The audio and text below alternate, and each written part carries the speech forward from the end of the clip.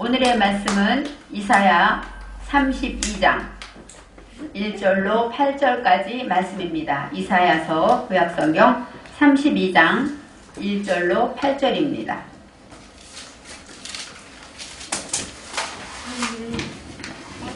보라, 장차 한 왕이 의로 통치할 것이요 방백들이 공평으로 정사할 것이며 또 그 사람은 광풍을 피하는 곳, 폭우를 가리우는 곳 같을 것이며 마른 땅에 냇물 같을 것이며 곤비한 땅에 큰 바위 그늘 같으리니 보는 자의 눈이 감기지 아니할 것이요 듣는 자의 귀가 기울어질 것이며 조급한 자의 마음이 지식을 깨닫고 어눌한 자의 혀가 민첩하여 말을 분명히 할 것이라. 어리석은 자를 다시 존귀하다 칭하지 아니하겠고 괴휼한 자를 다시 정대하다 말하지 아니하리니 이는 어리석은 자는 어리석은 것을 말하며 그 마음에 불의를 품어 간사를 행하며 패역한 말로 여호와를 거스리며 줄인 자의 심령을 비게 하며 목마른 자의 마시는 것을 없어지게 함이며 괴휼한 자는 그 그릇이 약하여 악한 계획을 베풀어 거짓말로 가련한 자를 멸하며 빈핍한 자가 말을 다르게 할지라도 그리함이언이와 고명한 자는 고명한 일을 도모하나니 그는 항상 고명한 일에 서리라. 아멘. 오늘의 말씀의 제목은 고명한 자는 고명한 일을입니다.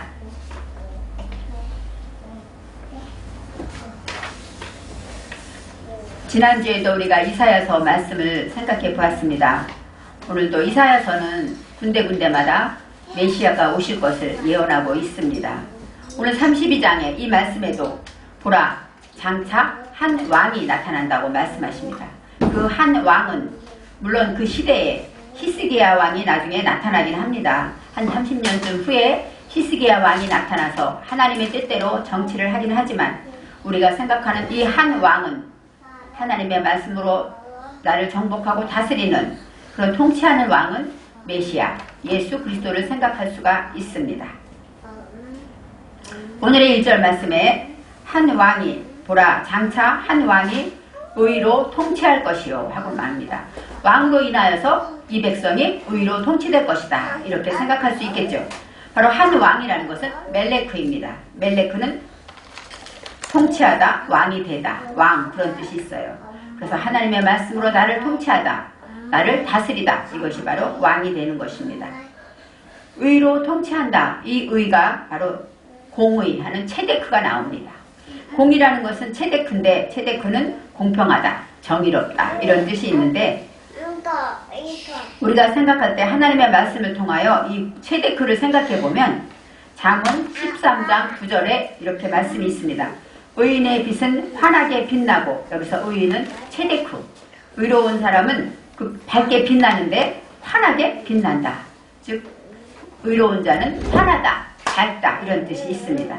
그래서 하나님의 말씀으로 통치하고 그렇게 하나님의 말씀으로 공의롭게 사는 자는 빛을 나고 어디 가도 빛이 된다는 것입니다. 예수님이 말씀하신 빛이 된다는 것입니다.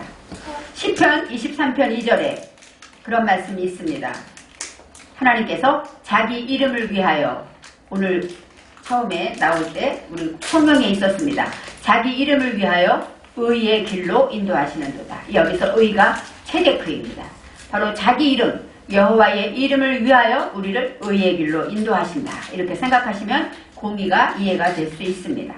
바로 왕이 나타나서 우리를 이렇게 의의 길로 인도하실 때가 있는데 그때에는 어떤 일이 벌어지느냐? 2절에 나옵니다. 첫째, 그 사람은 어떤 사람이냐? 그 사람은 왕이겠죠. 통치하는 사람은 어떤 사람이냐? 제일 먼저 광풍을 피하는 곳 같다, 이렇게 말해요. 광풍이 불면 우리는 피한 곳을 찾을 것입니다. 광풍이 불면 우리는 갑자기 바람이 부니까 미친 바람이죠. 어떻게? 우리가 견디지 못하고 날랑 태풍처럼 이런 바람이 불게 될 때 우리는 그때 피난처를 찾아야 되는데 그 피난처가 바로 예수 그리스도라는 것입니다. 바로 그 왕께서 왕으로 인하여 통치되어질 때 우리가 피난처를 맞이할 수 있는 것입니다. 이 광풍이라는 것은 갑자기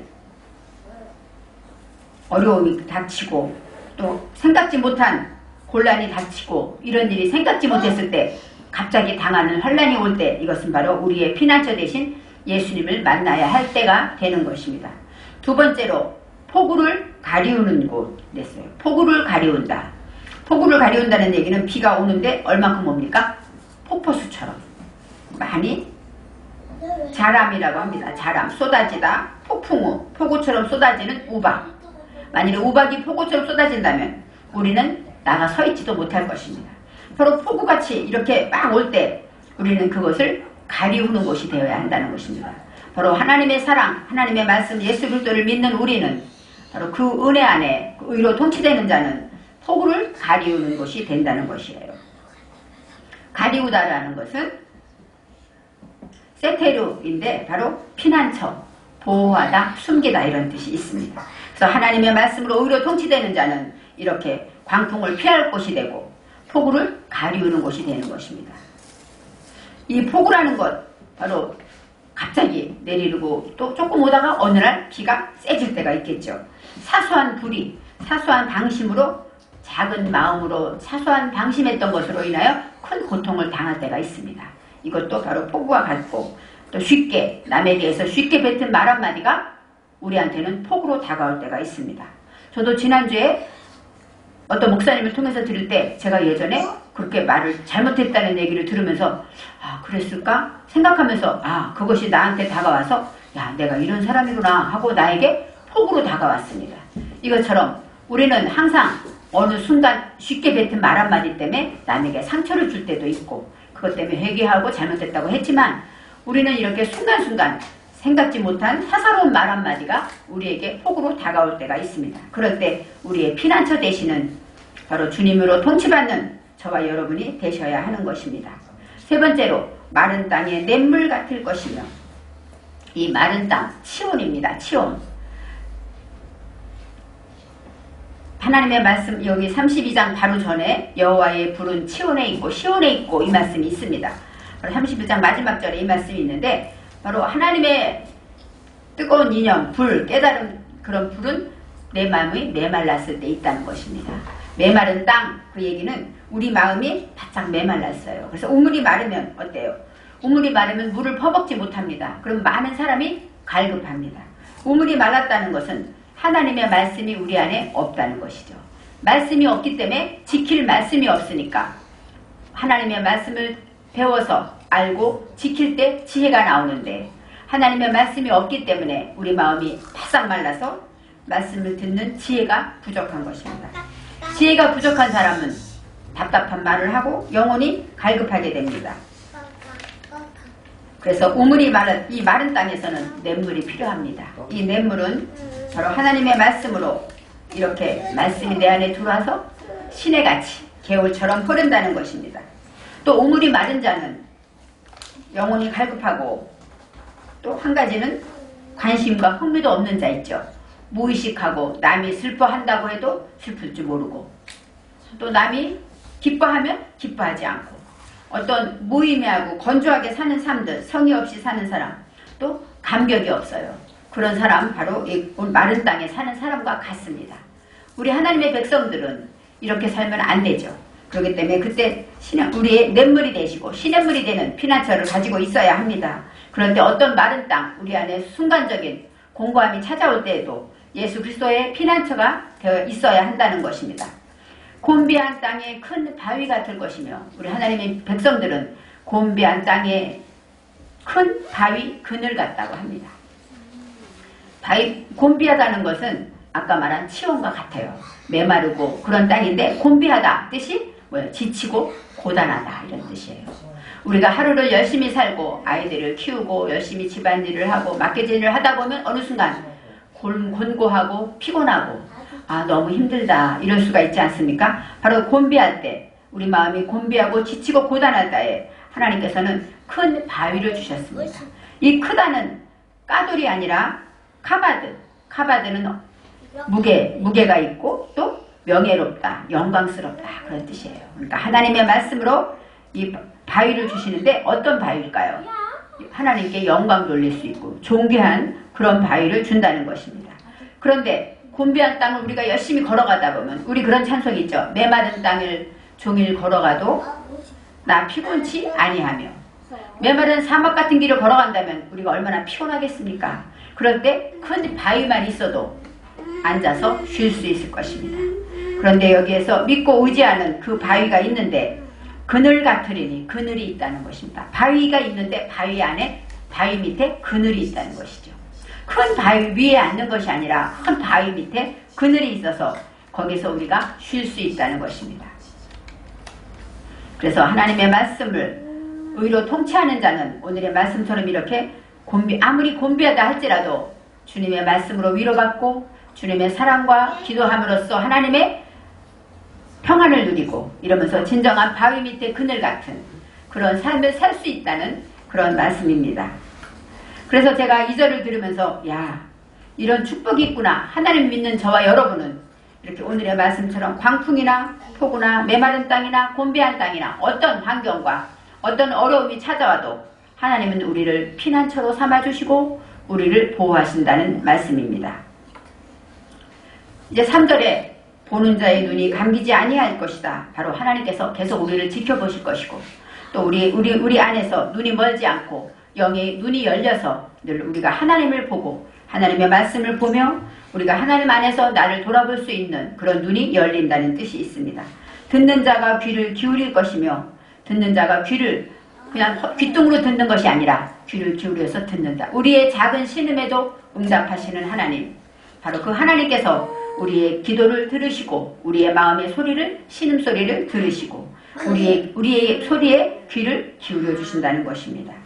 그래서 항상 우리 마음이 항상 언제나 이런 마음을 가지고 하나님이 이제는 우리가 아무리 어디에 있어도 지켜주시고 우리의 말에 귀를 기울여 주시는 그 하나님이 우리와 함께 계시다고 말씀하십니다. 이제 6절에 이런 말씀이 있습니다. 어리석은 자는 이제 그 반대로 어리석은 자가 나옵니다. 어리석은 자는 어리석은 말을 한대요. 바로 어떤 말이냐. 어리석은 자가 하는 말은 어리석은 말은 어떤 말이냐. 자기 말만 하는 사람이 있어요. 누구를 만나서 얘기를 할 때 상대의 얘기는 듣지 않고 내 얘기만 합니다. 주로 술 드신 분들이 그렇죠. 밤새 자기 한 얘기 또 하고 또 하죠. 바로 어리석은 자입니다. 그리고 자기 사정만 알아달라고 말해요. 상대의 사정은 들어줄 생각을 안 합니다. 나만 힘들어요. 상대가 아픈 건 아무것도 아니에요. 나만 힘들어요. 이거 어리석은 자입니다. 바로 배려하지 않고 또 나만 인정받으려고 하는 사람. 마음에 불의를 품어서 간사가 많고 폐역한 말을 하며 목마른 자의 마시는 것을 없어지게 한대요. 목마라서 물 한 번 마시려고 하는데 그것을 뺏는다는 것입니다.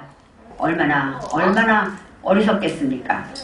이런 사람들이 어리석은 자가 있고 두 번째 7절에 또 괴율한 자가 나옵니다. 이 괴율한 자는 어떠십니까? 악한 자. 바로 악이라는 것은 뭐예요? 부정적인 것이 악한 것이에요. 또 선을 깨트리는 것, 하나님이 기뻐하는 것들을 깨트려 버리는 것입니다. 자기의 편견대로 생각하고 그 다음에 오늘의 말씀에 그릇이 악하다 이렇게 나와요. 이 그릇이라는 것은 바로 하나님의 말씀의 그릇, 마음 그릇을 얘기하겠죠.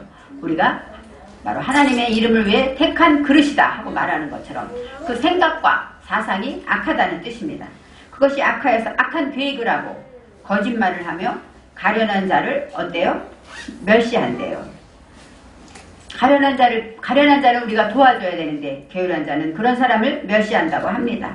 그리고 거짓말을 한대요. 바로 가련한 목자가 돼서 양을 불쌍히 여기고 가련히 여겨야 되는데 양을 마구 짓밟고 만약에 거짓말을 하고 또 뒤집어 씌우고 오해를 한다면 양이 상처를 받겠죠. 나처럼 이렇게 어렵고 어리석은 게으른 자가 있다는 것을 우리는 알아야 합니다. 근데 하나님의 말씀은 오늘 이렇게 하나님의 의로 통치되는 자는 이런 하나님의 보호를 받고 응답을 받고 하나님 안에 사는데 그렇지만 어리석은 자가 있을 것이고 게으른 자가 있다는 것입니다. 그럴 때 우리는 어떻게 살아야 하는가? 오늘 8절 말씀에 나와 있습니다. 오늘 8절 말씀에 고명한 자는 고명하다라는 뜻은 지조가 높다, 함부로 굽히지 않는다 이런 뜻인데 고상하고 현명하다 이런 뜻입니다. 제가 현명하다라는 거, 현모양처할 때 현명하다를 참 좋아하고 지혜와 명철을 많이 좋아합니다. 그래서 어린 자녀들을 위해 기도할 때마다 명철을 놓고 많이 기도를 하는데 바로 고명한 자라는 건 명철한 자를 말하죠. 고상하고 명철한 자에 대해서 얘기합니다. 고명한 자는 고명한 일을 도모하나니, 고명한 자는 고명한 일을 도모한다고 합니다. 이 고명하다가 어떤 뜻이냐면은 낮다부 이렇게 나와요. 낮다부라는 것은 어떤 뜻이냐? 자원함을 보이다, 자원하는 자입니다. 그 다음에 자발적으로 행동하며 기꺼이 너그럽게 풍부하다 이런 뜻이 있어요. 그 다음에 또 어떤 뜻이냐? 고상한 마음을 가졌다, 숭고하고 귀족, 방백 이런 뜻이 있습니다. 바로 고명하다는 것은 너그럽고 어리석고 괴유한 자가 나를 괴롭히고 나를 오해하고 음해하고 마음을 아프게 할지라도 우리는 고명한 자가 되어야 됩니다. 왜요? 이런 은혜를 받은 저와 여러분이기 때문입니다. 그래서 너그러운 마음으로 배려하고 이해하며 또 고상하고 또 모든 일에 풍부한 마음을 가지고 그렇게 당하는 자가 바로 고명한 자가 됩니다. 고명한 자는 고명한 일을 도모하나니, 고명한 일, 그것은 바로 고명한 일, 그런 일들을 하는 것들을 말합니다. 이렇게 모든 일을 하는데 도모한다, 도모하다니까 야에치입니다. 야에치. 에치라는 것은 권고하다, 충고하다, 상의하다, 결정하다, 충고를 받다 이런 뜻이 있습니다. 고명한 일을 도모한다, 그 얘기는 함께 의논한다, 상의하다 이런 뜻도 있고 또 어떤 충고가 와도 그것을 받아들인다 이런 뜻이 있습니다. 하나님의 말씀을 통해서 내가 만약에 게으른 자나 어리석은 자를 통해서 내 마음이 아프고 화가 나고 미움이 분노가 일어날 때 하나님의 말씀으로 우리가 상담을 통해서 결정하고 충고를 받아들인다는 것이죠. 그래서 그런 자는 고명한 일을 도모하면서 그는 항상 고명한 일에 서리라 이렇게 말씀하십니다. 그는 항상 고명한 일에 서리라. 고명한 일을 통해서 성장하게 되는 것입니다. 게으른 자가 우리를 찾아옵니까? 어리석은 자가 나를 괴롭게 합니까? 왜요? 우리는 그것 때문에 하나님의 말씀을 생각하게 되고 우리 마음이 더 넓어져서 성장하게 된다는 것입니다. 그래서 우리는 순간 폭우 같은 문제가 생기고 또 어떤 때는 메마른 땅에 곤비하고 쉴 곳이 없고 온몸이 아프고 누구도 알아주는 사람이 없고 공고함이 올 때도 그럴 때에도 우리의 피난처 되신 하나님을 기억하지만 또 생각보다 상대가 나를 괴롭게 하고 나를 오해하고 원수진 것처럼 말한다 할지라도 우리는 고명한 자가 되라는 하나님의 말씀이 있습니다. 그럴 때마다 우리는 성장하게 되고 고명한 일에 서게 된다는 것입니다. 그래서 성격이 모든 일을 할 때마다 우리가 빨리빨리가 있잖아요. 빨리빨리. 우리나라 사람들 빨리가 많아서 요즘 말하는 쿠팡이 제일 인기가 많은 게 뭐예요? 빨리빨리 하는 사람한테 하루아침에 오니까 그 다음날이면 배달되니까 사람들이 좋아한다고 합니다. 우리가 하나님을 믿으면서 조급한 마음이 생기면 그 조급이 빠질 때까지 일이 안 된다고 합니다. 그러니까 왜 이 일이 돼야 되는데 왜 안 되는가? 생각해 보세요. 내가 조급하지 않았는가? 왜냐하면 이 조급하다는 것은 내 시간에 맞추는 거예요. 이때까지는 일이 돼야 되는데 이때까지 해결돼야 되는데 내 시간에 맞추는 것입니다. 그렇지만 믿음이 있는 자는 내가 무엇을 원하는지 하나님이 아시기 때문에 그 일을 하나님이 이루어줄 것을 믿기 때문에 그것 때문에 조급해하지 않아야 되는 것이죠. 내가 조급해졌다는 것은 믿음이 없다는 뜻이고 유익하게 하시는 하나님을 믿지 못하는 것입니다. 그래서 우리는 내 계획대로 내 생각대로 안 되면 조급해집니다. 하지만 하나님의 뜻과 하나님의 섭리와 하나님의 시간을 믿고 기다릴 때 하나님의 시간에 더 좋은 것으로 우리가 생각한 것보다 더 아름다운 것으로 우리를 이루어 주시고 그 문제를 해결해 주시게 됩니다. 저는 그런 것을 많이 경험했습니다. 예를 들어서 제가 중고 물품을 구입해야 되는데 제가 어제 있었던 일입니다. 중고 물품을 구입해야 되는데 아무리 해도 월요일까지 써야 되는데 아무리 해도 안 돼요. 카톡을 막 남겨도 답이 없고 그래서 이 사람이 왜 이렇게 답이 없을까? 또 남기고 시간 되는 대로 또 필요하면 또 체크를 하고 했어요. 근데 안 되는데 저녁 때 보니까 딴 사람이 다 구입을 했어요.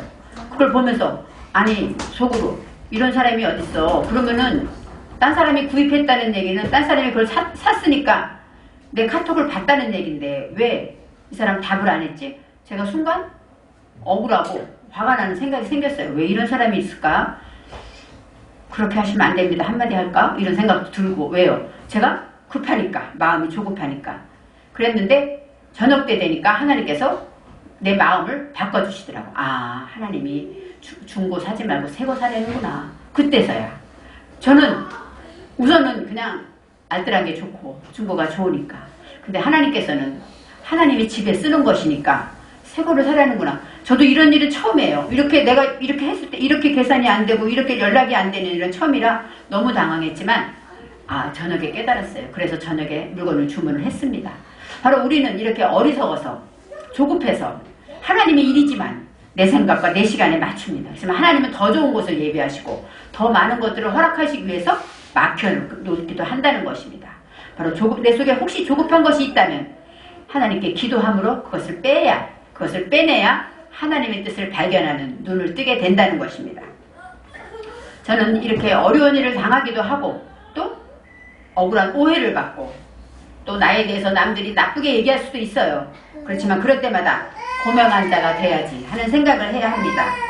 바로 하나님의 영으로 인도함을 받아서 하나님의 말씀을 통해서 자유를 얻은 자가 바로 고명한 자라는 것입니다. 저와 여러분은 고명한 자가 되어야 합니다.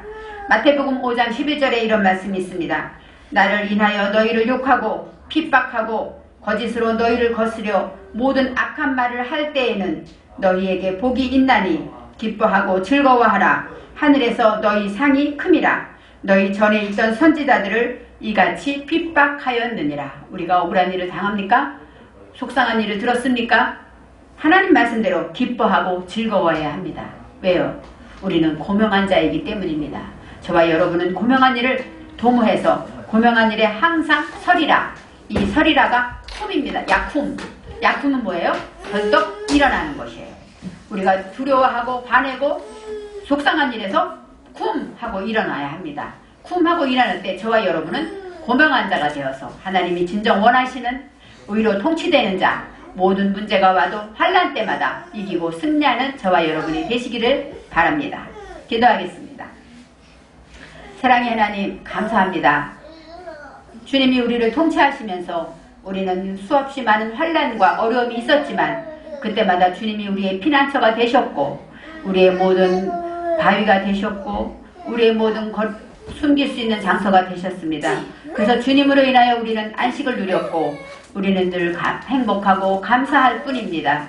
그렇지만 우리에게 정말로 어려운 일이 생길 때 어리석은 자나 또 게으르한 자가 되지 않게 하시고 또 우리가 게으르한 자로 인하여 슬픔을 당하거나 아픔이 있거나 원망이나 미움이 나타났을 때에 우리가 기뻐하고 즐거워하면서 우리 마음을 고명한 자가 되게 하여 주옵소서. 그래서 하나님의 말씀으로 마음을 넓게 열고 하나님의 뜻으로 너그럽고 용서하는 마음으로 고상하고 귀족 같은 마음을 가지고 고명한 일에 늘 서서 어디 있든지 우리가 하나님의 뜻을 분별하는 지혜를 갖게 하여 주옵소서. 감사드리며 예수님의 이름으로 기도합니다. 아멘.